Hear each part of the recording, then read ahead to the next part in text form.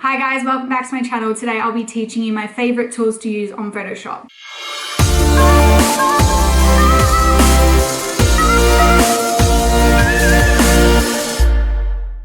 So whether you're a pro or beginner, you may not know these tools already, so stay tuned to listen. If you haven't seen my work before, I'll put up some examples here. So whether you're into doing like some heavy Photoshop, chucking some different backgrounds in there or animals, or if you just want to learn how to do basic skin retouching, removing all the pimples and patchy fake tan, this video is for you. So stay tuned and learn how to use them and where to find them. So if you're new to my channel, welcome. My name is Rachel Canali and I'm an international photographer. I've been in the industry for about 8 years and I still don't know everything on Photoshop. It really is another language.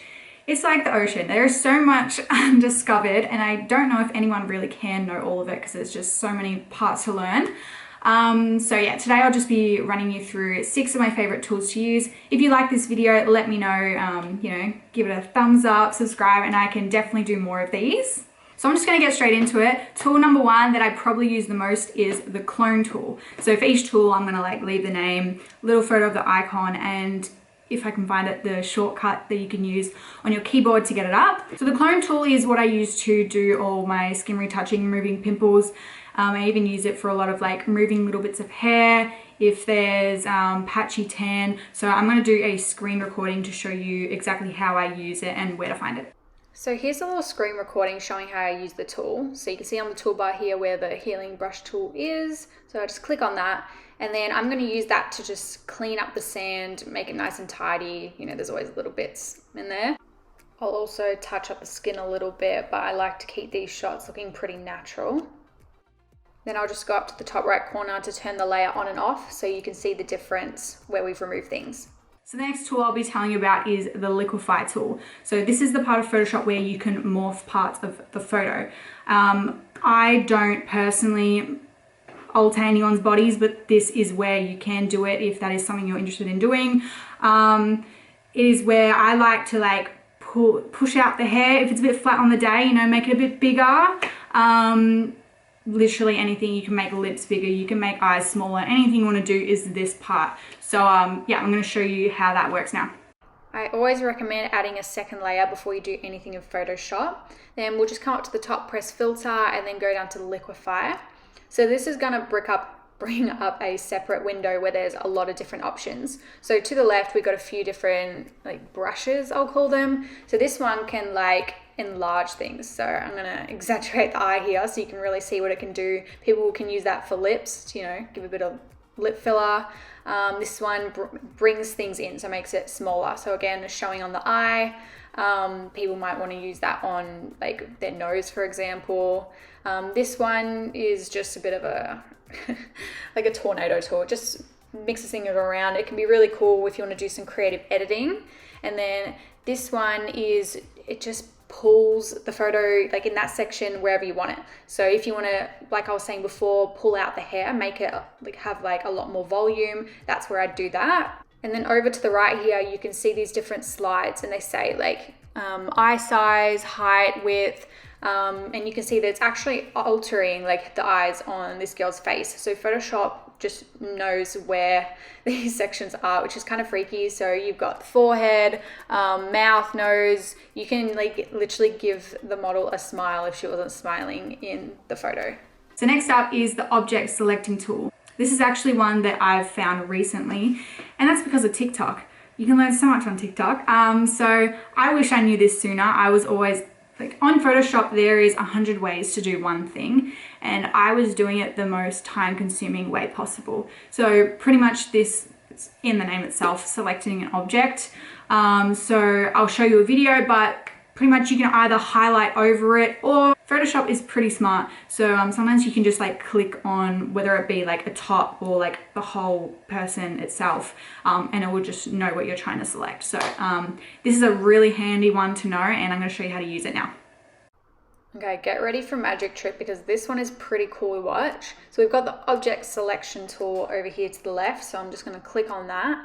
And then make sure you've always selected your layout before you begin. So you can see when I highlight over that Photoshop is automatically picking up on some of the objects that I might want to use.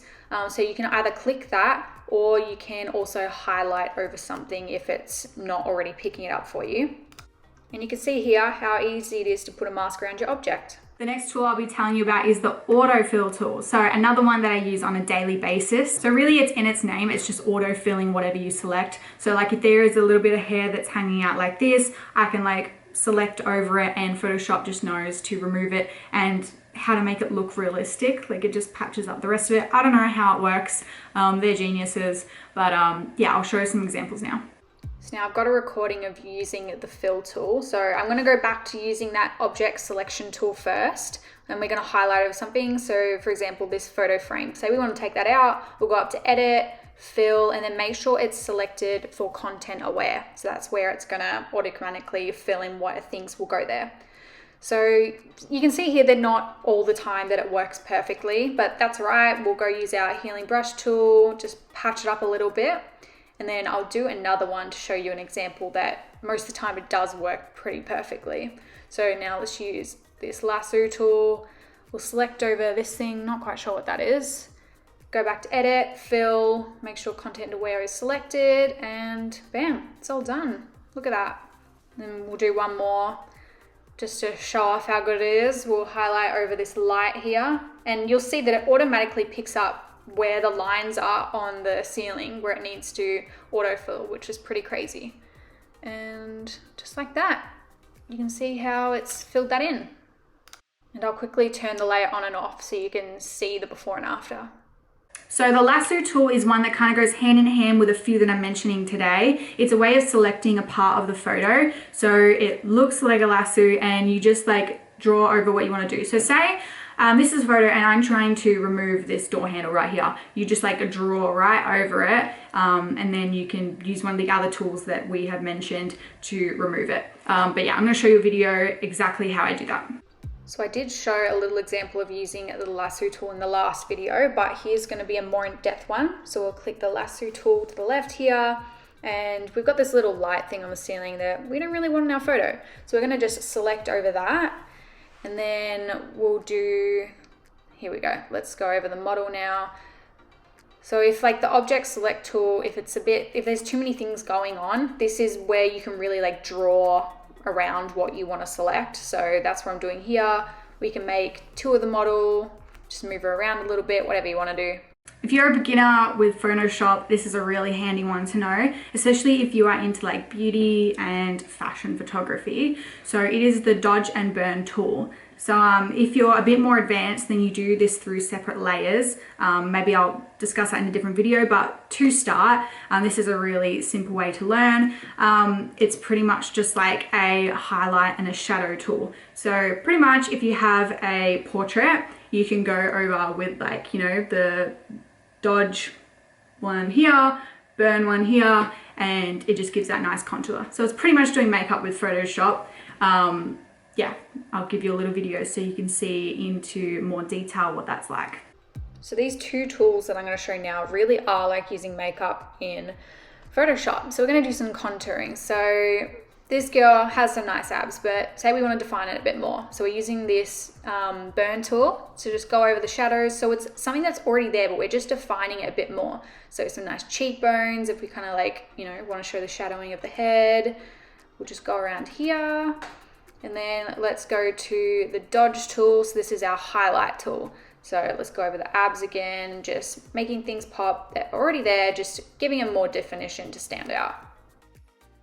And then I'll just turn this layer on and off so you can see a quick before and after. Thanks for listening, guys. I hope you enjoyed this. If you found it helpful, please let me know in the comments. Give me a thumbs up and subscribe so that way I can give you more of these videos. If there's anything else on Photoshop you really want to learn in particular, whether that be like different ways to remove pimples, anything like that, please let me know. I'm more than happy to make a video for it. And but yeah, thanks for listening and I'll see you again next time.